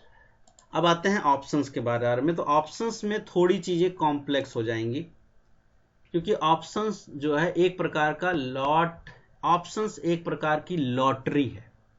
क्या है? लॉटरी है। अब लॉटरी क्यों कह रहा हूं इसको? इसलिए कह रहा हूं क्योंकि ऑप्शंस स्ट्राइक के बेस पर ट्रेड होता है, और यहीं पर सारी खेल आ जाती है संभावनाओं की। ठीक है, यहां से थोड़ा आधे घंटे जो हैं इसको थोड़ा ध्यान से सुनिएगा, क्योंकि ये मैं पहला ऑप्शंस बता रहा हूं, अगली क्लास में भी मैं ऑप्शंस का बेसिक क्लियर करूंगा, क्योंकि ऑप्शंस का 99% लोगों को चूंकि ऑप्शंस का बेसिक नहीं पता है इसलिए वो लॉस करते हैं। 1 मिनट लगेगा। फ्यूचर मार्केट का जन्म क्यों हुआ? तो फ्यूचर मार्केट का जन्म इसलिए हुआ ताकि जो है इक्विटी मार्केट को हेज किया जा सके, यानी जो आप शेयर लेते बेचते हो इसको हेज किया जा सके। अब जरा समझने वाली बात है, मैं एक सिंपल सा एग्जांपल रखता हूं। फ्यूचर मार्केट का जन्म किस लिए हुआ? हेज करने के लिए हुआ था। किसको हेज करने के लिए? इक्विटी मार्केट को। जरा समझिएगा कि मेरे पास मान लीजिए थोड़ा सा, मेरे पास मान लेते हैं कि 10 लाख रुपए का एक ही कंपनी का शेयर है, या मैं कहूं कि मैं एक इंस्टीट्यूट हूं और मैंने एक छोटा सा पोजीशन बनाया, 10 लाख रुपए का मैंने HDFC ले लिया। ठीक है, HDFC ले लिया। अब 10 लाख रुपए का HDFC आपको लगेगा बड़ा नहीं है, लेकिन हमारे आपके हिसाब से तो वो काफी हो गया, लेकिन इंस्टीट्यूट के लिए ये 10 लाख नहीं लेगा, वो शायद 100L में ले लेगा, यानी 1 करोड़ का ले लेगा। अब जब वो 1 करोड़ का लेने जाएगा ना HDFC इक्विटी के रूप में, तो उसी के भाव डालने से ही HDFC जो 744 ट्रेड हो रही है उसका भाव बढ़ जाएगा, क्योंकि भाई वो 1 करोड़ शेयर लेने आया है। जब वो कोई इंस्टीट्यूट है वो डालेगा तो ये पता लगा 744 की चीज उसी के नाते बढ़ करके 750 हो जाएगी। ठीक है, और कुछ कुछ स्टॉक में तो वो कहीं भी ऊपर जा सकती है। तो अब वो ले कैसे? क्योंकि उसका तो भाव बढ़ जाएगा अगर वो 700, तो वो फिर उसमें वो फ्यूचर मार्केट का यूज करके उसको लेगा ठीक है, क्या करेगा वो बाद में समझेंगे, बट एक्चुअली अब वो फ्यूचर मार्केट का यूज करेगा, यहां पर उसको सेल कर देगा 744 रुपए पर और यहां बाई करता जाएगा, फिर प्रीमियम जो बढ़ेगी उसके अकॉर्डिंगली एडजस्ट करेगा। उतना कॉम्प्लेक्स नहीं करता हूं, बट वो हेज करने के लिए करेगा। इसी तरीके से अगर बोले कि मान लीजिए किसी को HDFC 750 पर बेचना है, अब उसको 1 करोड़ शेयर बेचना है, वो 1 करोड़ शेयर कैसे बेचेगा यार? जैसे उस 1 करोड़ शेयर बेचने जाएगा 750 पे, भाव तो टूट के वैसे ही आ जाएगा 740, तो ये जो 10 रुपए का लॉस होगा ये कौन बेयर करे? वो क्यों बेयर करे? खुद ट्रेड करने आया और अपने ट्रेड की गलती से वो बेयर करे 10 रुपया इंटू बहुत बड़ी संख्या है ना उसकी, तो 1 करोड़ की है, तो वो बेयर क्यों करे? फिर वही केस है कि जब वो सेल करने आता है तो भी वो फ्यूचर का यूज करता है और फ्यूचर में उसको बाई करेगा, यहां पर सेल करेगा। जब टोटल पोजीशन यहां स्क्वायर ऑफ हो जाएगी, 10 रुपए की उसकी पोजीशन यहां स्क्वायर ऑफ हो जाएगी, चूंकि उसने फ्यूचर में बाई किया हुआ है तो वहां पर भी उसको 10 रुपए का लॉस होगा। लॉजिक समझा देता हूं। मान लेते हैं 750 रुपए पर फ्यूचर उसने क्या किया? सेल कर दिया, सॉरी फ्यूचर उसने, अब उसको इसको बेचना है ना, इसको शेयर को बेचना है, तो वो 750 रुपए पे क्या करेगा? फ्यूचर को बाई करेगा। अब प्रीमियम, अब यहां पे वो बेचना शुरू करेगा अपनी इक्विटी को, प्राइस आ जाएगा 740, यहां पर उसको सॉरी मैंने गलत लिखा है, यहां पे वो सेल करेगा। अब ये बेचना शुरू करेगा, तो जब वो 750 रुपए पे उसने फ्यूचर बेचा हुआ है, लगभग 1 करोड़ क्वांटिटी वो फ्यूचर की बेचेगा और यहां पर इक्विटी बेचना शुरू करेगा। और जब इक्विटी का प्राइस 740 आया, उसकी सारा का सारा माल उसका बिक गया, 1 करोड़ शेयर उसके बिक गए हैं, लेकिन भाव 740 आ गया, तो नीचे आते हुए वो बेचेगा। एवरेज मान लेते हैं कि उसका कोई 745 रुपया पड़ा या जो भी पड़ा, अब मान लीजिए 740 में मिल गया, तो यहां उसको 10 रुपए का लॉस हो गया, बेचते बेचते भी 10 रुपए का लॉस हो गया। लेकिन चूंकि फ्यूचर में उसने 750 पे सेल कर दिया था और उसी के बेचने के नाते स्टॉक का प्राइस 740 आया, तो फ्यूचर का प्राइस भी 740 हो जाएगा, यानी यहां पर उसको 10 रुपए का गेन हो जाएगा। तो ये जो 10 रुपए का गेन है, ये 10 रुपए से बैलेंस आउट हो जाएगा और वो अपनी पोजीशन से बराबर पे, यानी जितना प्रॉफिट वो लेके निकलना चाहता था उतना प्रॉफिट पे वो निकल पाएगा। आप इसको इस तरह समझ सकते हैं कि इंस्टीट्यूट्स को हेज करने के लिए ये बहुत जरूरी है। कोई भी म्यूचुअल फंड, कोई भी DII, कोई भी प्रॉप, कोई भी FII विदाउट फ्यूचर्स अपनी पोजीशन स्क्वायर ऑफ कर ही नहीं सकता, कर ही नहीं पाएगा। विदाउट फ्यूचर वो बाई भी नहीं कर सकता। तो ये बहुत बड़ा इशू आता है अगर आप फ्यूचर मार्केट में, और इसलिए फ्यूचर का जन्म बनाया गया। अब जब फ्यूचर मार्केट का जन्म हुआ, लेकिन लोगों ने क्या किया? फ्यूचर ट्रेड करने लगे, वो प्लेन फ्यूचर ट्रेड करने लग गए। अब फ्यूचर जब वो खूब ट्रेड करने लग गए तो इसको हेज करने के लिए क्या बनाया गया? ऑप्शंस बनाए गए, ऑप्शंस बनाए गए। तो फ्यूचर को हेज करने के लिए ऑप्शन बनाया गया। तो ऑप्शन क्या है? एक हेजिंग प्रोडक्ट है। फ्यूचर क्या है? It is also a hedge product, but ये हेज है इक्विटी का और ये हेज है फ्यूचर का। बनाए इसीलिए गए, सैद्धांतिक बात बता रहा हूं। लेकिन चूंकि अब ऑप्शंस भी ट्रेड होने लगे, लोग ऑप्शंस को ही ट्रेड करने लगे, हेजिंग वेजिंग तो वो भूल ही गए, उन्होंने ऑप्शंस को ट्रेड करना शुरू कर दिया। और इसीलिए ऑप्शंस मार्केट में 90% लोगों को लॉस होता है। क्यों लॉस होता है? क्योंकि वो एक हेजिंग प्रोडक्ट को बाई कर रहे हैं। हेजिंग प्रोडक्ट को कभी बाई नहीं किया जाता। अब हेजिंग प्रोडक्ट होती क्या चीज है? 1 मिनट में सिंपल एग्जांपल लेते हैं। हेज का अर्थ क्या होता है? हेज का अर्थ ये होता है, आप इसको मेडिकल इंश्योरेंस जैसा समझ लीजिए। मेडिकल इंश्योरेंस की तरह समझने के पीछे क्या लॉजिक है? मेडिकल इंश्योरेंस की तरह समझने का मतलब ये हुआ कि मान लेते हैं कि आपने एक 10 लाख का इंश्योरेंस लिया। तो 10 लाख का इंश्योरेंस आप लेंगे तो कब लेते हैं भाई? 10 लाख का इंश्योरेंस लेते हैं, इसके लिए कुछ प्रीमियम पे करते हैं। मान लेते हैं कि आपने 10,000 का प्रीमियम पे कर दिया।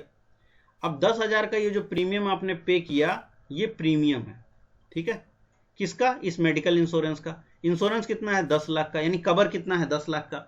मान लीजिए आपकी तबीयत खराब हो गई, आप बीमार हो गए। जब बंधु आप बीमार हो गए तो आप बीमारी में खर्चा लगेगा। अब जो खर्चा लगेगा वो इंश्योरेंस वाला दे देगा आपको। आपका 10 लाख रुपया मिल गए, ठीक? तो आप तो बढ़िया, आपका तो कोई नुकसान नहीं हुआ, बीमार हो गए, आप स्वस्थ भी हो गए। आप इसीलिए मेडिकल इंश्योरेंस लेते हैं। लेकिन क्या आप इसलिए मेडिकल इंश्योरेंस लेते हैं कि हर साल आपको ये 10,000 रुपए दे करके 10 लाख रुपए का बीमा का प्रीमियम मिले? नहीं, क्योंकि आप हर समय बीमार नहीं होना चाहते। तो अगर आपका मेडिकल इंश्योरेंस का ये 10,000 रुपया हर साल एक्सपायर हो जाए, बोले कि ये बर्बाद हो गया यार, ये 10,000 रुपया मेरा नुकसान होता है हर साल का मेडिकल इंश्योरेंस का, तो ये सही बात है कि गलत बात है? आप बोलेंगे बिल्कुल सही बात है, क्योंकि मुझे बीमार नहीं होना है। अगर गलती से मैं बीमार हो जाऊं तब मेरे लिए ये 10 लाख रुपए मुझे दे जाए, ठीक है, लेकिन मैं बीमार नहीं होना चाहता, इसलिए ये जो मेडिकल इंश्योरेंस का मेरा 10,000 रुपए साल का जाता है, मैं इसको खुशी खुशी देने को तैयार हूं। तो ये जो 10,000 हर साल का आप बर्बाद करते हैं, दिस इज अ हेजिंग। ये हेज है किसके लिए? आपके स्वास्थ्य के लिए। आपके स्वास्थ्य के प्रति जो हेज है वो आपका ये मेडिकल इंश्योरेंस है। मेडिकल इंश्योरेंस का क्लेम नहीं होना अच्छी बात है। आप नहीं क्लेम किए मतलब आप स्वस्थ हैं, अगर आप क्लेम कर रहे हैं मतलब आप जो है बीमार हैं। तो बीमार नहीं होना ही तो अच्छी बात है, लेकिन अगर मतलब कहने का यह है कि हेज का यूज तब होता है जब आप कहीं ना कहीं लॉस करें। तो फ्यूचर ऑप्शंस मार्केट चूंकि हेजिंग प्रोडक्ट है, तो हेजिंग प्रोडक्ट का जो जन्म हुआ वो किस लिए हुआ होगा? मृत्यु होने के लिए, यानी ये खराब हो जाए, बर्बाद हो जाए, ये 10,000 रुपए मेरे बर्बाद हो जाए, इसीलिए तो मैंने लिया था। तो हेजिंग प्रोडक्ट बर्बाद होने के लिए बने हैं, ठीक। और इसीलिए फिर से वही समझिए, जब आप मेडिकल इंश्योरेंस लेते हैं तो इंश्योरेंस के टर्म एंड कंडीशंस होते हैं, इंश्योरेंस की एक डेट होती है, 3 साल का प्रीमियम जमा किए हो तो 3 साल के लिए ही वैलिड है। सेम केस फ्यूचर भी हेज प्रोडक्ट है, इसकी भी एक वैलिडिटी है, ऑप्शंस भी एक हेज प्रोडक्ट है, इसकी भी एक वैलिडिटी है, ठीक। अभी तक यहां तक आपको बताया हुआ है। और ऑप्शंस मार्केट तो बहुत बड़ा हेज है, मतलब इतना बड़ा हेज है कि ये बर्बाद होने के लिए ही बना है। ये तो चलो फिर भी ठीक है, फ्यूचर वाला, ऑप्शंस तो बर्बाद होने के लिए ही पैदा किया गया। अब इसको जब लोग बाई करते हैं, अब सीधी सी बात है यार कि अगर आप हेज प्रोडक्ट बाई कर रहे हो, आप ये कह रहे हो कि मैं दुनिया में बिकने वाले सारे जो 10-10 हजार की प्रीमियम हो रही है मैं इसको बाई कर रहा हूं, मेडिकल इंश्योरेंस की प्रीमियम को मैं बाई करूंगा और आदमी बीमार नहीं होगा, तो ये तो जाहिर सी बात है आपका लॉस होगा। वही सेम केस आप कर रहे हो, इसीलिए जो ऑप्शंस के बायर हैं उनको ज्यादा लॉस होता है, वहीं पर जो ऑप्शन के सेलर हैं उनको ज्यादा फायदा होता है। जैसे मेडिकल इंश्योरेंस जो बेचते हैं उनको फायदा हो रहा है, जो खरीदते हैं उनको तो नुकसान हो रहा है ना। आप खरीदे, मैं खरीदा, सब लोग खरीदे ना, हम लोग सब लोग मेडिकल इंश्योरेंस खरीदते हैं और हर साल 10,000 गंवा देते हैं, लेकिन ये 10,000 रुपया किसकी जेब में जाता है? इंश्योरेंस कंपनी की जेब में जाता है, तो वो तो कमाती है। यही सेम केस ऑप्शंस में है। तो ऑप्शंस अगर हम एक हेज प्रोडक्ट खरीद करके मेडिकल इंश्योरेंस में घाटा करते हैं तो ये हमको समझ आ गई। यही सेम केस है ऑप्शंस का भी। अगर आप ऑप्शंस को ज्यादा मात्रा में बाई करते हैं तो चूंकि वो एक हेज प्रोडक्ट है तो आपको लॉस होना ही होना है। हेज प्रोडक्ट को बाई नहीं करना चाहिए, मेडिकल इंश्योरेंस को बाई करना एक मजबूरी है, लेकिन अगर आप ज्यादा कमाना चाहते हैं तो आप इंश्योरेंस कंपनी बनिए जो कि बेचती है मेडिकल इंश्योरेंस, हेज प्रोडक्ट बेचती है। इसी तरह ऑप्शन सेल करने वाले को भी इसी नाते ज्यादा फायदा होता है। यहां तक अभी समझ लें, इसको मैं और डिटेल समझाता चलूंगा, बहुत आराम से समझ में आएगा कि ऑप्शन सेल करने में क्या फायदा है, ठीक है। अब आते हैं, अब यहां पर देखिए, जब किसी की मृत्यु का, अब फिर वही है, चूंकि ये हेज प्रोडक्ट है इसीलिए तो इसके मृत्यु का दिन तय किया गया। एक्सपायरी हमारी आपकी भी एक्सपायरी है, लेकिन अपने को मालूम नहीं, ठीक है, तो हम लोग खुश खुश जीते हैं, लेकिन एक्सपायरी तो सबकी तय है। अब इसकी जो एक्सपायरी तय की ये तो बताई गई, ये तो हमें आपको पता है भाई कि किस डेट को ये एक्सपायर हो जाएगा। भाई 30 मार्च को ये पर्टिकुलर फ्यूचर एक्सपायर हो जाएगा, ये जितने भी ऑप्शन है ये एक्सपायर हो जाएंगे, 28 अप्रैल को ये ऑप्शन एक्सपायर हो जाएंगे, 26 को ये एक्सपायर हो जाएंगे। अब एक एग्जाम्पल आपको दिखाता हूं कि ऑप्शंस मार्केट में थोड़ा सा कॉम्प्लेक्सिटी और बढ़ा रहा हूं। तो जैसे जैसे हम लोग मृत्यु की दर की तरफ बढ़ेंगे, फिर चीज, अब मैं जो बातें कह रहा हूं वो फ्यूचर मार्केट में नहीं होती, वो सारी की सारी ऑप्शंस मार्केट में होती है, ठीक। तो हेजिंग तक तो आप समझ गए कि हाँ फ्यूचर भी एक हेज प्रोडक्ट है, क्यों क्यों करना है ये सब आपने मोटा मोटी समझ लिया, रिपीट देख लीजिएगा समझ में आ जाएगा। अब ऑप्शंस मार्केट को थोड़ा समझाना चाह रहा हूं। तो ऑप्शंस मार्केट में जो मैंने कहा ना कि उसकी मृत्यु का दिन एक तय कर दिया गया है और ये ज्यादा ही बर्बाद करने के लिए बनाया गया है, इसीलिए इसमें ये थीटा नाम का प्राणी भी है।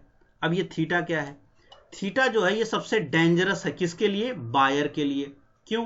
क्योंकि ये वो चीज है कि आप रोज आपकी, अगर आपको बता दिया जाए कि यार आपकी एक एक्सपायरी है, जैसे यहां पे पर्टिकुलर को पता है, मैं यहां निफ्टी आपको लगाता हूं तब आपको थोड़ा ज्यादा अच्छे से समझ में आएगा, क्योंकि उसमें वो ज्यादा आराम से दिखेगा।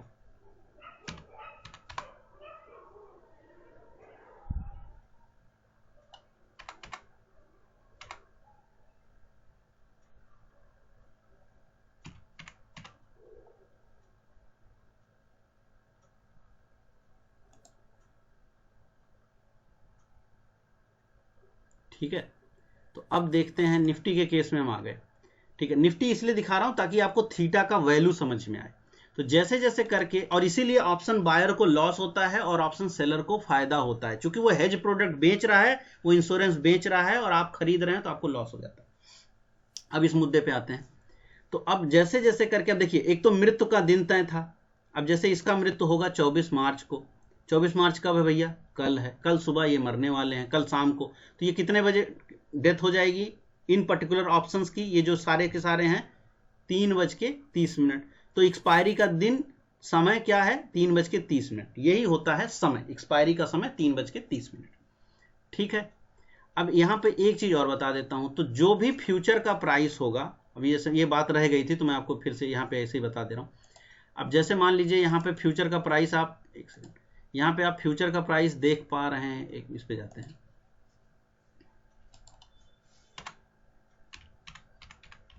अब जैसे आप यहाँ HDFC का फ्यूचर का प्राइस देखिए ना, मैं HDFC के साथ एक्सप्लेन कर दे रहा हूँ। तो HDFC जैसे स्पॉट चल रहा है आपका 744 रुपए में, और फ्यूचर चल रहा है 743 रुपया 40 पैसे में। तो 7 दिन का समय बाकी है। एक चीज याद रखिएगा, फ्यूचर और स्पॉट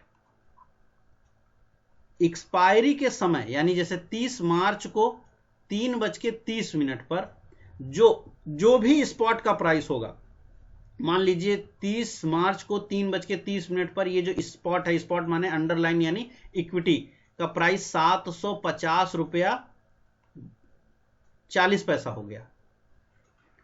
तो फ्यूचर का प्राइस क्या होगा? आइडेंटिकल होगा। मतलब फ्यूचर का प्राइस भी 750 रुपए 40 पैसे ही होंगे। तो एक्सपायरी के समय, एक्सपायरी के दिन, यानी ऑन द एक्सपायरी, कोई भी स्पॉट कोई भी फ्यूचर के बराबर हो जाएगा। यानी स्पॉट जो होगा, सॉरी, फ्यूचर जो होगा वो अपने स्पॉट प्राइस के बिल्कुल आइडेंटिकल बराबर हो जाएगा। ठीक है, आइडेंटिकल बराबर हो जाएगा।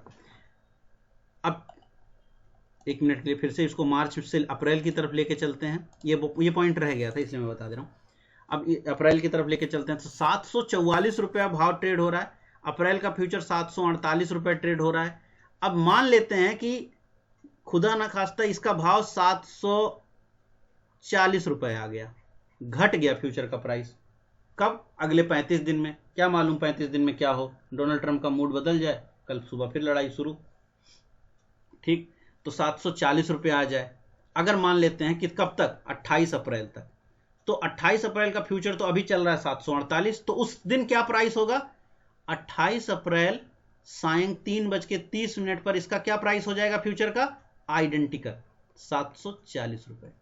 स्पॉट का प्राइस जो भी होगा एक्सपायरी के दिन, उस पर्टिकुलर कॉन्ट्रैक्ट के एक्सपायरी के दिन 3:30 बजे सेम वैल्यू उसकी होनी है। ये फैक्ट है, यूनिवर्सल ट्रुथ है, कोई चेंज नहीं कर सकता इसमें।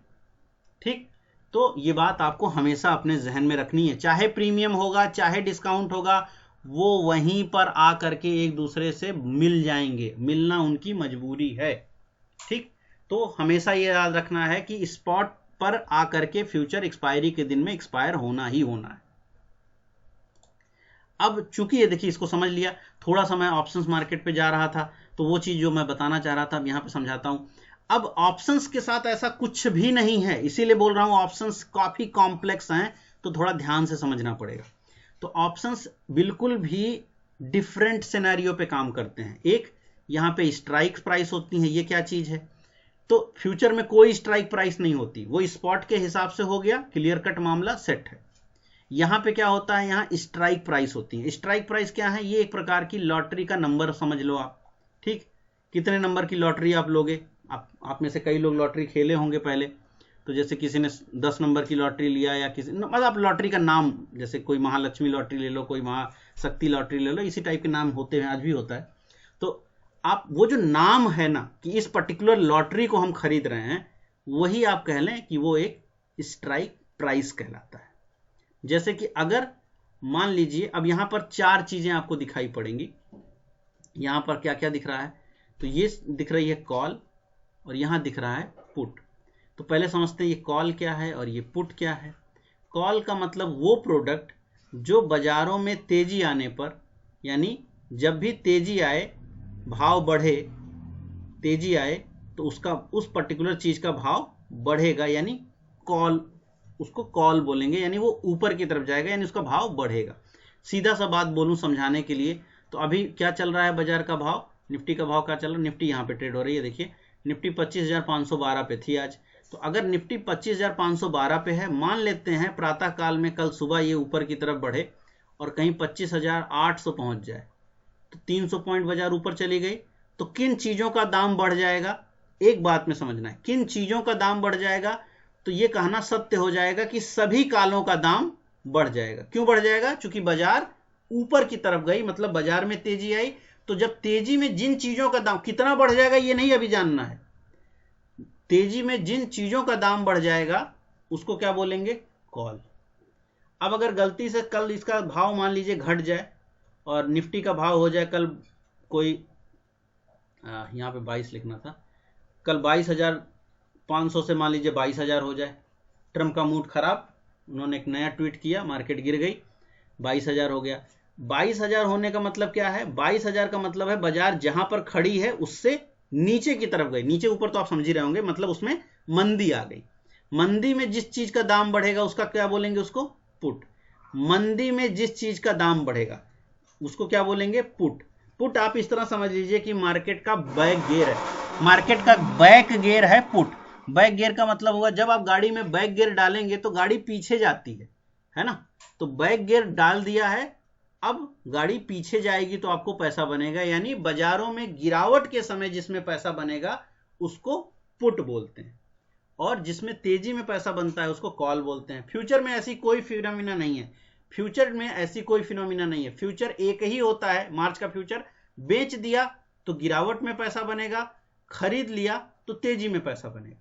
लेकिन ऑप्शंस में बिल्कुल अलग अलग चीजें हैं, ऑप्शंस में तेजी करने के लिए कॉल में बाई करना पड़ता है और मंदी करने के लिए पुट में बाई करना पड़ता है। यहां पर डेजिग्नेटेड अलग अलग दो प्रोडक्ट होते हैं, जबकि फ्यूचर्स में ऐसा नहीं है।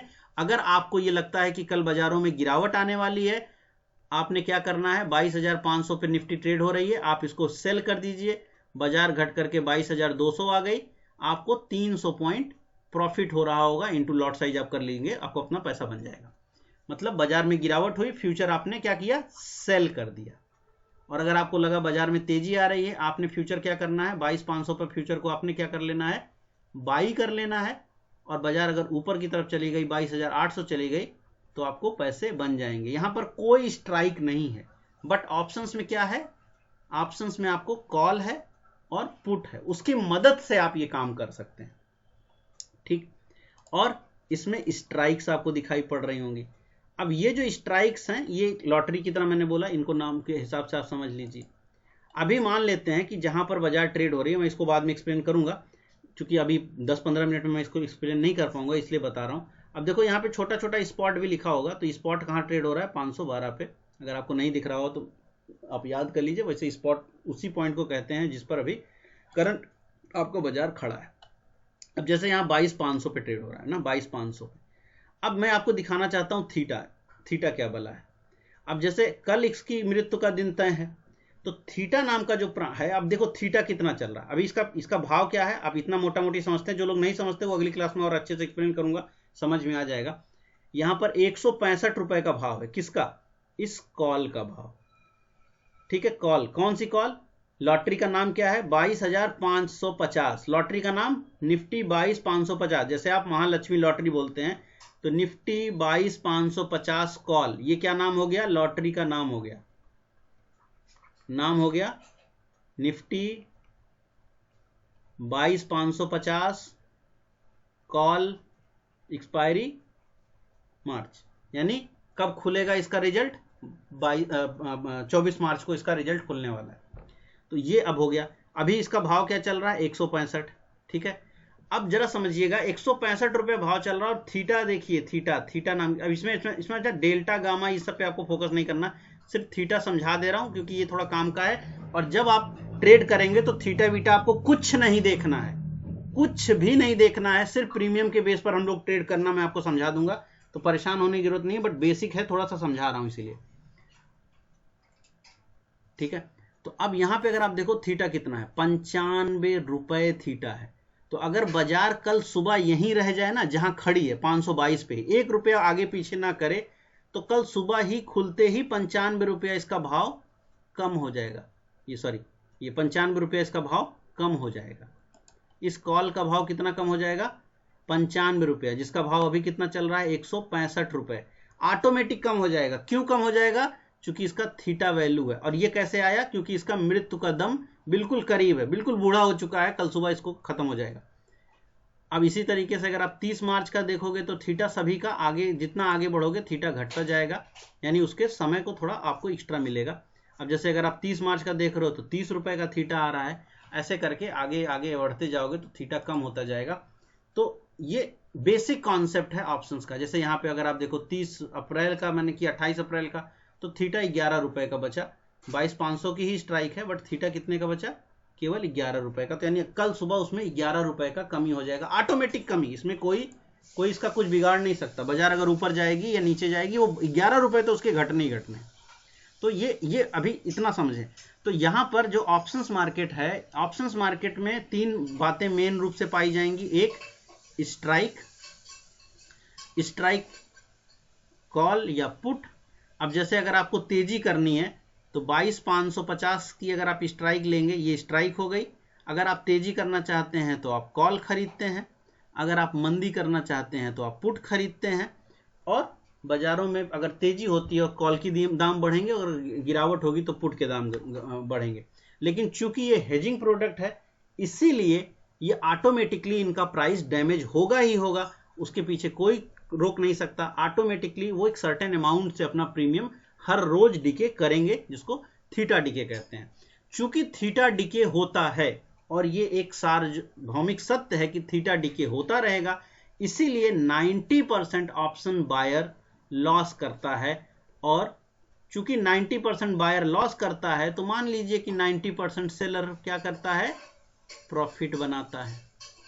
अब अगर आज सुबह जैसे अभी बाजार जहां भी चल रही है, मान लीजिए 522 पे चल रही है, निफ्टी आपकी 22,522 पे चल रही है, अगर कल सुबह बाजार यहीं पे ओपन कर जाए तो कॉल में भी 90 रुपया घट जाएगा, पुट में भी 90 रुपया घट जाएगा, 180 रुपया, 190 रुपया तो ऐसे ही सेलर को मिल जाएंगे। ठीक है, तो इसीलिए डिफरेंट स्ट्रेटजीज आपको बनानी पड़ेगी, मैं आगे समझाऊंगा। अब जैसे मैंने यहाँ शुरुआत में इसको दिखाया था, तो बुलिश, बेरिश और नॉन डायरेक्शनल हर प्रकार की स्ट्रेटजीज होती है। हम लगभग सारी स्ट्रेटजी पर बात करेंगे। तो वो सारी स्ट्रेटजी जो बुलिश होंगी उनको हम बताएंगे। अब ये कौन सी स्ट्रेटजी है, ये ज्यादातर ऑप्शन सेल की स्ट्रेटजी होंगी, इनमें कुछ एक बाई की भी स्ट्रेटजी है और इनका मैनेजमेंट, बेरिश स्ट्रेटजी और नॉन डायरेक्शनल, सारी स्ट्रेटजी मैं बताऊंगा। तो इसको इस तरह से लेके चलेंगे। लेकिन ये सारी स्ट्रेटजी एफएनओ में फ्यूचर के लिए लागू नहीं होती। तो ये पूरा का पूरा कोर्स में आपको ऑप्शंस मार्केट में थोड़े अपन को ज्यादा काम करना पड़ेगा, वहीं पर फ्यूचर्स मार्केट में अपने को बहुत ज्यादा काम करने की जरूरत नहीं पड़ेगी। तो फ्यूचर मार्केट अपन ज्यादा इजीली जो है समझ पाएंगे। अब फ्यूचर मार्केट में एक चीज और होती है कि फ्यूचर आदमी क्यों करता है, इतना तो आप समझ ही गए होंगे कि फ्यूचर करने वाले लोग जिनको ज्यादा क्वांटिटी पे सेम प्रॉफिट लेना है। एक सिंपल लॉजिक में अगर आपको समझाया जाए तो मैंने फ्यूचर के कई सारे बेनिफिट बताए। अगर मैं ये कहूं कि जो फ्यूचर ट्रेड कर रहा है, तो फ्यूचर ट्रेड करने के पीछे बेसिक लॉजिक क्या है, कैश कम देना पड़े, कम कैश देते हुए पूरा मुनाफा खाना है। कैश कम देना है या पैसे कम खर्च करने हैं, पैसे आपको कम लगाने हैं, यानी कम पैसे में कम पैसे देना है और मुनाफा पूरा खाना है। यानी आप प्रॉफिट या जो भी है आपको पूरा लेने की इच्छा है तो आप फ्यूचर ट्रेड करते हैं। ठीक, ये एकदम बेसिक चीज हुआ कि चूंकि क्वांटिटी आपकी ज्यादा है, आपने कैश कम दिया है, आप सिंपल है, और मंदी चाहे करना चाहे या तेजी करना चाहे, दोनों आपको फायदा मिलता है, और इसीलिए आप फ्यूचर्स मार्केट को ट्रेड करते हैं। वहीं ऑप्शंस मार्केट को बहुत अलग अलग कारणों से ट्रेड किया जाता है, तो उसके बहुत सारे मल्टीपल कारण हैं। तो फ्यूचर मार्केट जो है ये इक्विटी के बिल्कुल बगल में खड़ा है, बिल्कुल बगल में खड़ा है, बस ये थोक का धंधा है।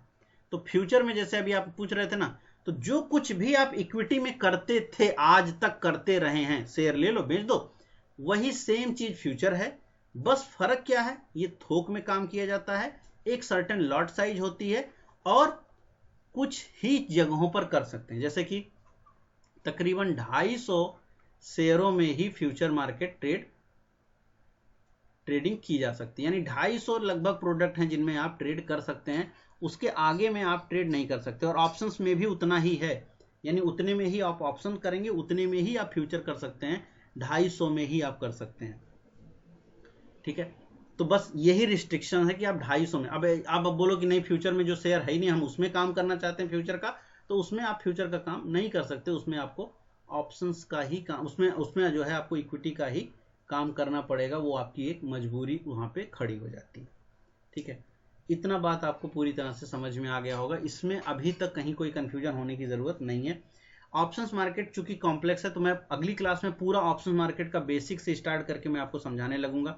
शुरुआत में हम लोग जो स्ट्रेटजी शुरू करेंगे वो ऑप्शंस से शुरू करेंगे। क्यों? क्योंकि ऑप्शंस कॉम्प्लेक्स है और इसको मैनेज करने के लिए टाइम चाहिए होता है। जैसे आज बाजार कहीं रहेगी, 4 दिन बाद बाजार कहीं रहेगी, तो उसका मैनेजमेंट भी कठिन है। तो हम शुरुआत में ऑप्शंस मार्केट से चलेंगे, कुछ एक ऑप्शन की स्ट्रेटजी बताने के बाद फिर मैं एफएनओ मार्केट पे, फ्यूचर पे आ जाऊंगा।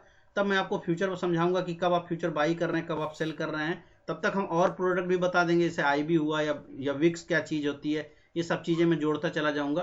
तो फिर फ्यूचर और फिर उसके बाद फिर ऑप्शन बाई पर जाएंगे और फिर आपका द एंड होगा पूरा कोर्स का। तो इसमें सारे सेगमेंट में मोटा मोटी आपके सामने कवर कर लूंगा, उसके लिए बेफिक्र रहिएगा। ये बेसिक है, अभी तक जो बाजार का बेसिक है फ्यूचर्स मार्केट का, वो ये चीज है।